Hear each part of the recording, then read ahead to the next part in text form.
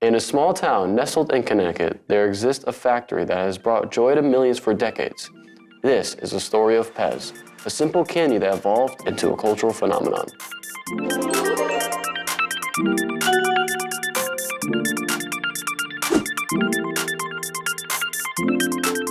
These colorful sugary treats and their creative dispensers have captured the hearts of collectors and candy enthusiasts alike.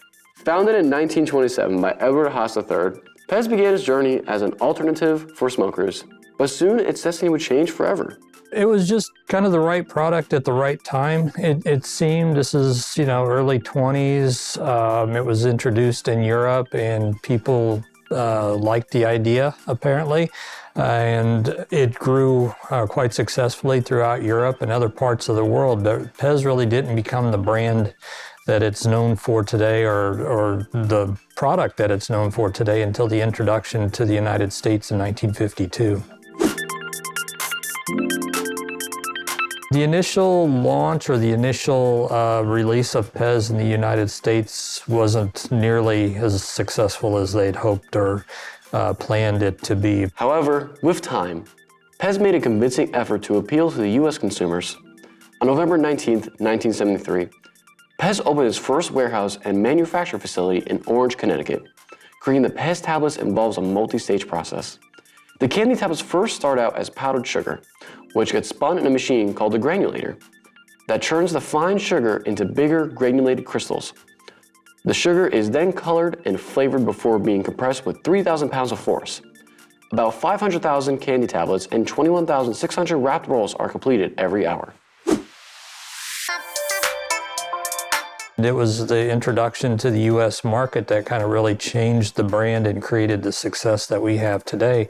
And that was through the character heads on top of the dispensers and the shift in marketing from adults to children.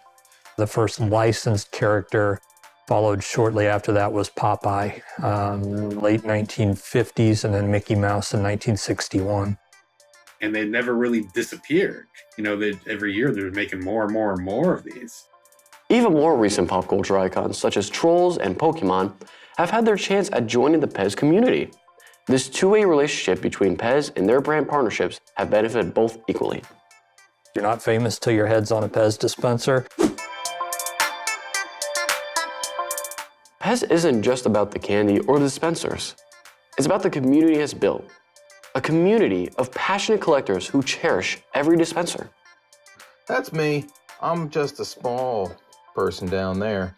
Not as small as this guy, but not as big as this guy with a Deadpool collection. What a dork. We collect PEZ dispensers. We're much cooler. On June 15th, 1991, the first PEZ convention was held in Mentor, Ohio. Avid PEZ collectors from all around the world traveled to meet other like-minded people. The PEZ conventions are crazy. You can shop for PEZ, you can just look at PEZ, you go to each other's hotel rooms, and you can buy PEZ, you can look at PEZ there. And then there's also games and trivia and all kinds of fun stuff to fill out the rest of the hours of the day.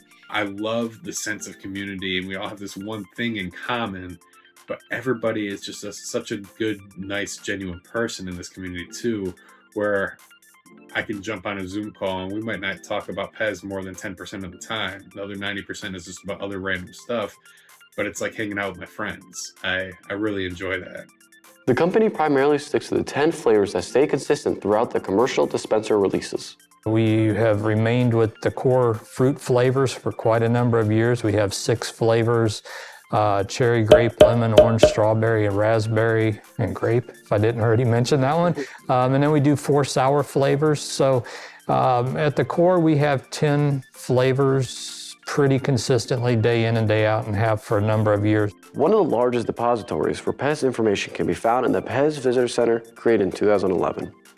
Located in Orange, Connecticut, you'll find content about the history of the company, PEZ-related paraphernalia, and the production of the candy.